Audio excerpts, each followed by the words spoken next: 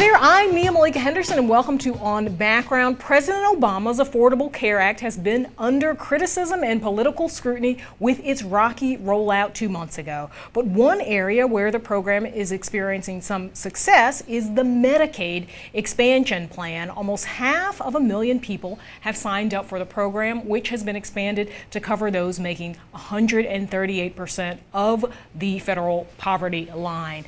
Most Republican governors, however, are still hesitant to opt into the expansion, saying it will cost their states money in the long run. Here to talk about the politics of the Medicaid expansion is Washington Post reporter Reed Wilson, and joining us from New Orleans to talk about the community health impact is Dr. Corey A. Baer, assistant professor at Tulane and Louisiana State Universities and CEO of BlackHealthTV.com. Thank you guys for being here with me. So close to Thanksgiving. We really appreciate it. Yes, so close. Let's start out here, Reed, with you. Let's look at a map. And, you know, the whole idea of two Americas comes to mind in some ways because some states are opting for with this Medicaid expansion, Reed, some aren't. It's roughly half. Give us sort of a lay of the land and what this looks like. Sure. It is, in fact, half and half. And you see there on that map, you've got the Democratic-leaning states, the states on the Pacific Coast, the states in the upper Midwest, states with Democratic governors, save for 8 Republicans who have decided, or their legislatures have pushed them into expanding Medicaid on their own. So, you know, no Republican governor wants to be seen as pro-Obamacare. Right. But there's so much money available at the federal level, not only these first couple of years when 100% of the Medicaid expansion would be paid for, but also over the long run, 90% being paid. That's still a lot of money that these states are going to have to say no to. Yeah. Dr. Corey, you're in Louisiana. Bobby Jindal, the governor down there, he had this to say about the expansion. We will not allow President Obama to bully Louisiana into accepting an expansion of Obamacare. We have rejected Obamacare's Medicaid expansion in Louisiana because it would cost Louisiana taxpayers up to $1.7 billion over the next 10 years and move nearly 250,000 Louisianians from private coverage to Medicaid. What do you make of his resistance there and some of the facts here in terms of how much it would cost? Well, first of all, the state of Louisiana is basically paying 100% of the Medicaid now, including the match. So the whole issue with Bobby Jindal right now is that it is all political posturing for something that he wants to do in the next 4 years. You know, Stevie Wonder could see that that's a real easy thing for people to know what he wants to do in the next 4 years. But the issue is that people right now are really having issue because he is not expanding Medicaid. We're talking about 400,000 people who have never had insurance that will be able to get insurance if we expanded Medicaid in this state. I mean, we're talking about millions of people in the United States. And, you know, the whole concept of the Affordable Care Act and Obamacare being successful is predicated on the fact that Medicaid should be expanded because that expands the rolls, which decreases the amount of the premiums for everyone. So, you know, when the Supreme Court in their infinite wisdom decided that they wouldn't mandate that the states had to do this, I really think they did a disservice to the poor people in the United States. And Reed, this is very much sort of the new conservative litmus test, the conservative line in the sand, particularly for those who want to run in 2016. Dr. Sure. Corey alluding there, Reed, that Jindal might be on that list. Yeah,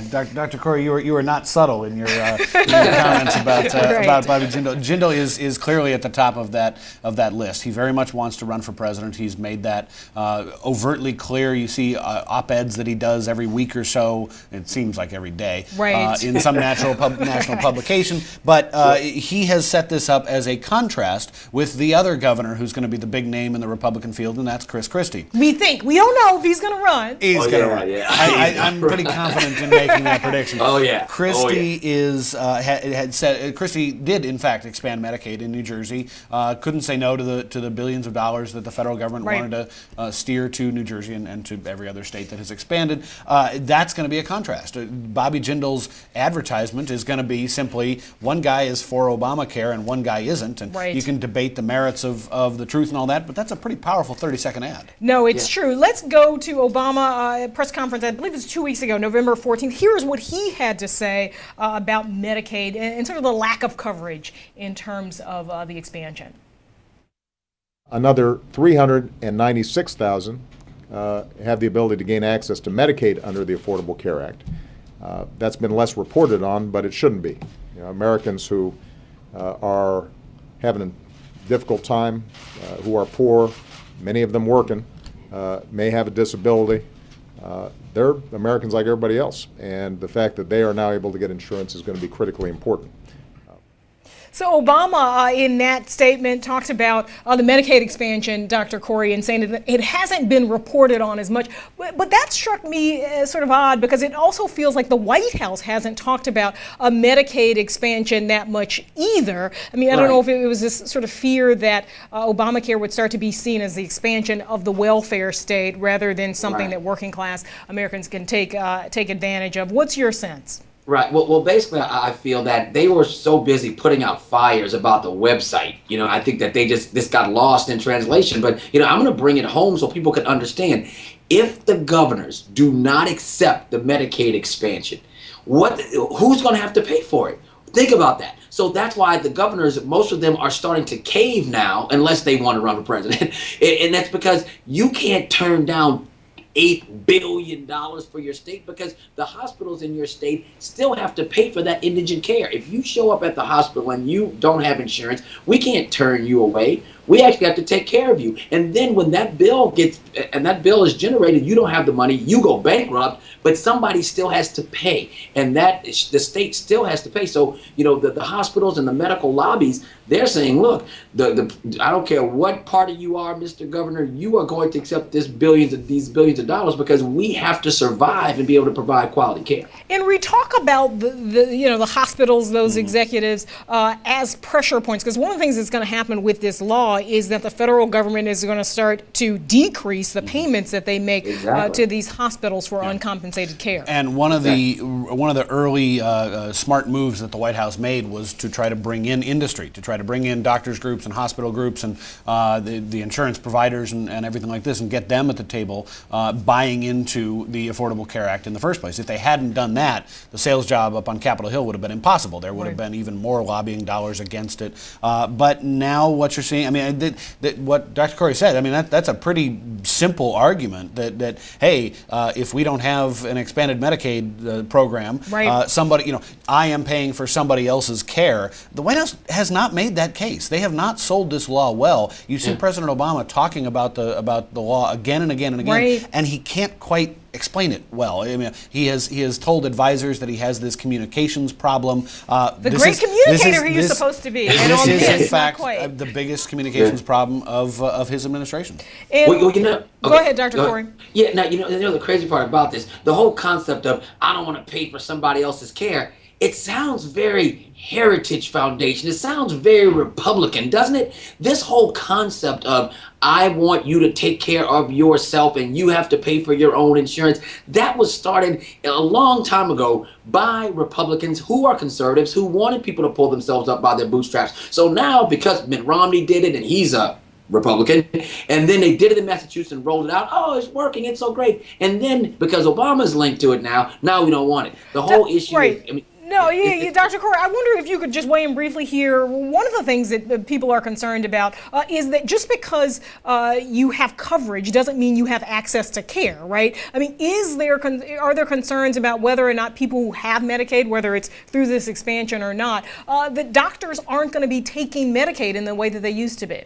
Well, I'll put it like this. Not a lot of doctors really take a lot Medicaid now to begin with, just to be honest. But those doctors, it's a very serious tipping point in the medical profession, because what you can do is decide to not take Medicare or Medicaid rather, and then you can't access the patients. And so you have to decide, do you want to see 5 patients and make $100 a patient, or do you want to see 25 patients and make $50 a patient? I mean, it's up to you. But the doctors will, just like everybody has to fall in line, people have to fall in line, because this is not something that we're just talking about may happen. This is a law. Yeah. It's a lot. Reed, it does seem like, so there's the Jindal route, which is no way to Medicaid. There's the Christie route, which is he's going to take everything. And then Scott Walker in Wisconsin seems to have a sort of third way that he's mapped Well, out. there are a bunch of them. The tippy toe route. There you go. There are a bunch of different approaches to this. For example, what Scott Walker is doing is he's moving about 77,000 Badger Care patients, as they're called, off of that program and into the federal exchanges. Right, and that's the Medicaid program. Yeah, in but Wisconsin. he's bringing in about 82,000 new families who previously had not qualified for Badger Care. On the other hand, you've got John Kasich, and here's, by the way, here is the response to the Bobby Jindal 30-second advertisement, "You're for Obamacare." Yeah. What Kasich is going to say, if he decides to run for president, he's the governor of Ohio, right. Is that we decided to expand Medicaid, but we said we can opt out of it if the federal government reneges on their promise to pay 90% of the bill in the future. I mean, not a lot of Republicans are going to go for that, even with all the exit strategies that Kasich has built into that bill. Yeah, that's pretty fair too. Yeah, and fair. Dr. Corey, one of the things you're going to see is that, say, in a state like Georgia, it's a red state, they're not accepting this Medicaid expansion, but in Atlanta, in these big urban centers, New Orleans, for you, that's where the sort of pressure and burden of this is going to be felt. Oh, absolutely. Because, I mean, we have to realize that the people that need care, okay, you have to be pretty much destitute to be able to get Medicaid in a southern state right now. I mean, you can't make any money. And if you're a child, I mean, that's a whole different story. But if you're an adult, just a working single adult, you can't get that care. So basically what's happening now is that people are still going to the emergency rooms. Right. The burden is going to be higher. The young people that have not signed up, they're going to be higher because of their accidents and things that they have to deal with as far as asthma and attention deficit disorder and depression, all these types of things. They are, we're feeling that the brunt of that in our Medicaid systems here, and it's not going to get any better. It's only going to get worse. It really is. Reed, where does this go? I mean, is there a sense that inevitably folks are going to have to go the Walker route or the Christie route? What's your sense? I think that inevitably every state will expand Medicaid, but inevitably might mean 5 or 10 years. Yeah. I mean, look, the Obamacare is around to stay at least through the end of President Obama's term.